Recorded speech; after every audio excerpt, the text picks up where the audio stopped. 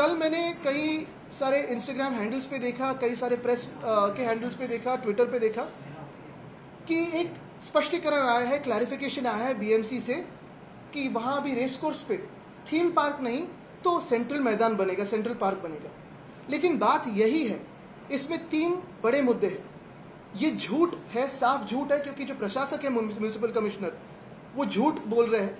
पहली बात तो यह है, थीम पार्क अगर बन रहा नहीं होगा, सेंट्रल पार्क भी बन रहा होगा, तो भी अंडरग्राउंड कार पार्क की क्या जरूरत है। जो कोस्टल रोड उद्धव ठाकरे जी का सपना था, सपना है और हमने बनाया, उसी कोस्टल रोड पे अगर आप रास्ता क्रॉस करें तो वहां 2000 गाड़ियों के लिए अंडरग्राउंड कार पार्क बन रहा है। तो फिर रेस कोर्स में अंडरग्राउंड कार पार्क की क्या जरूरत है, कंक्रीट की क्या जरूरत है, कॉन्ट्रैक्टर की क्या जरूरत है। दूसरी बात अहम यही रहती है कि उन्होंने कहा है कि जो तबेले हैं, जो स्टेबल्स है, वो तो सारे प्राइवेट ओनर्स के स्टेबल्स है। घोड़ों के लिए जो स्टेबल्स होते हैं सारे के सारे वहां रेसिंग करने के लिए आते हैं, शायद गैम्बलिंग करने के लिए आते हैं। उनके तबेलों पे बीएमसी मुंबई का पैसा इस्तेमाल करेगी और 100 करोड़ खर्चा करके नए तबेले बना के देगी। ये क्यों हो रही है बात? RWITC खुद खर्चा कर सकती है, तो फिर मुंबई का पैसा क्यों इस्तेमाल करे हो? और तीसरी बात, वहां जो लोग रहते हैं, काम करने वाले हो या आसपास के लोग हो, वहां स्लम्स करके उन्हें अभी डेजिग्नेट किया गया है। और ऐसे कहा है म्यूनिसिपल कमिश्नर ने कि हम उनको बाजू के एक SRA में कहीं फैसिलिटेट कर देंगे और उस बिल्डर को एडिशनल FSI देंगे। ये सारी की सारी जो पॉलिसीज होती है इस खोखे सरकार की, मिंदे सरकार की, ये एक तो बिल्डर के लिए होती है या कॉन्ट्रैक्टर के लिए होती है, सूट बूट के लोगों के लिए होती है। अगर आपने देखा होगा तो वहां जो लोग हैं कई बरसों से रहते आ रहे हैं, दशकों से रहते आए हैं, उनको फैसिलिटीज दे या घर दे, लेकिन जो फ्री FSI मिलने वाला है बिल्डर को, वो मुंबई के ही पैसे से मिलने वाला है। वहां जो बाजू में SRA चल रही है 2 या 3, 20 साल से कोई ना कोई SRA से तकलीफें चल रही है, तो अभी तक आगे कुछ नहीं बढ़ा हुआ। तो ये झूठ क्यों कह रहे हैं म्यूनिसिपल कमिश्नर साहब? मैं सुन रहा हूं उनको दिल्ली में पोस्टिंग चाहिए या फिर अभी CS बनना है जून या जुलाई में, लेकिन जैसे उन्होंने मुंबई को लूटा है, फिर रोड स्कैम हो, दूसरा रोड स्कैम करने जा रहे हैं, सैनिटरी पैड वेंडिंग मशीन का स्कैम है, ब्यूटिफिकेशन का स्कैम है, सारे जो स्कैम्स है, स्ट्रीट फर्नीचर स्कैम है, इतने स्कैम करके अगर उनको दिल्ली में पोस्टिंग मिले या फिर CS बनाया जाए तो मुझे लगता है वो पूरे स्टेट को लूट लेंगे। एक ही बात है कि ये जो रेस कोर्स है वो हर एक आम इंसान इस्तेमाल करता है हर दिन। योगा हो, भागने के लिए हो, दौड़ने के लिए हो, एक्सरसाइज के लिए हो, सारी चीजें वहां होती रहती है। तो फिर तकलीफ किस बात की है इस खोखे सरकार को? तकलीफ इसी बात की है कि सूट बूट के बिल्डर और कॉन्ट्रैक्टर, इनके जो है उनको काम नहीं मिल रहा है, रेस कोर्स में घुसने की अभी तक मौका नहीं मिला है। यही दर्द है शायद मिंदे सरकार को, तकलीफ इसी बात की है।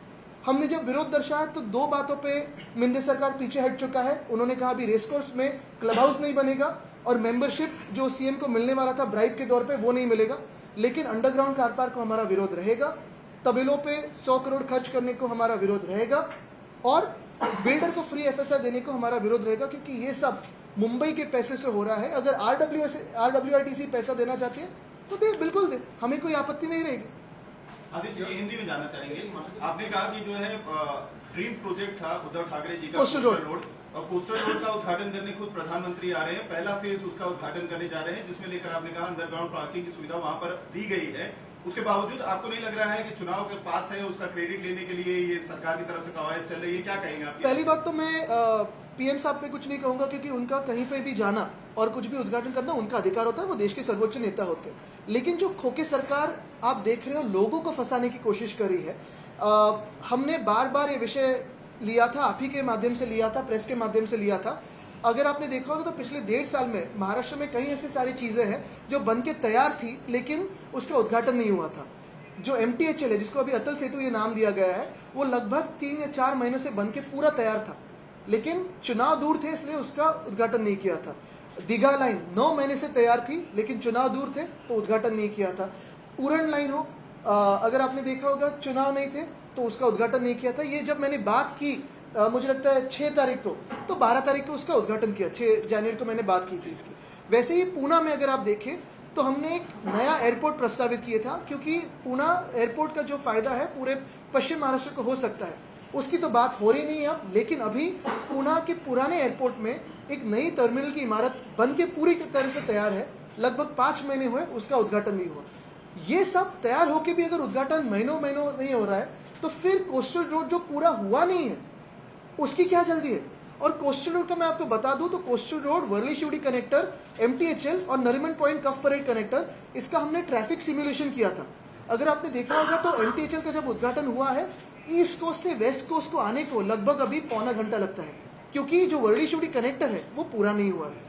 हमारे समय में और MBA के समय में अगर आपने हमारी टाइमलाइंस देखी होती और हमारे काम करने का तरीका देखा होता तो MTHL सितंबर 2023 में पूरा होता, अक्टूबर में वर्ली शिवड़ी कनेक्टर हो जाता था और दिसंबर 2023 में कोस्टल रोड पूरा हो जाता था। Nariman Point Cuff Parade connector 2024 के अंत में पूरा हो जाता था। लेकिन अगर आपने देखा होगा ये सारी चीज़ें तो डिले हुई है। नॉर्थ बाउंड कनेक्टर जो MSRDC के पास है और जो मंत्री 7 या 8 साल से अभी ये जो मिंदे सरकार में जो गैंग लीडर है वो चला रहे हैं, वही बने हैं। कितने सालों से डिले हुआ है, अभी तो गर्डर भी नहीं चढ़ा हुआ है वहाँ। तो इनका तरीका जो है काम करने को आता नहीं है और वहाँ कुर्सी में बैठे हुए। My only contention with the coastal roads inauguration is, firstly, if you see in Maharashtra, there were many more things in Maharashtra which were delayed for inauguration only because the elections were not around the corner. The Atal Setu, the MTHL, was delayed for 5 months only and only because the elections were not around the corner. The Digha railway station was ready and completed for 9 months, not inaugurated because the elections were not around the corner.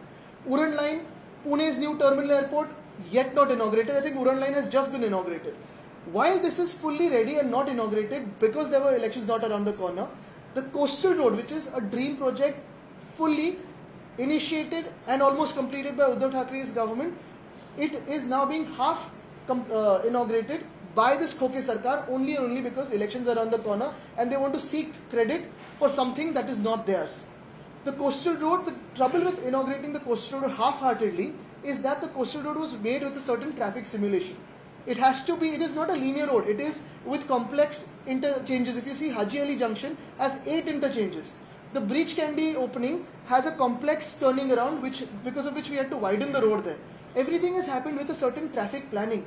Opening it half-heartedly will ruin Mumbai's traffic and especially South Mumbai's traffic. Sir dream project होने की वजह से आपको लगता है कि dream project होने की वजह से जब इनॉग्रेशन करने के लिए प्रधानमंत्री आए तो एटलीस्ट क्रेडिट के लिए आप लोगों को भी वहां बिल्कुल नहीं, हम क्रेडिट के लिए कभी काम नहीं करते, बट यही बात है कि उद्धव ठाकरे जी जो बोलते हैं वो कर दिखाते हैं और जो है वो ठाकरे गारंटी है कि जो हमने कोस्टल रोड का काम किया था वो दिख रहा है आपको।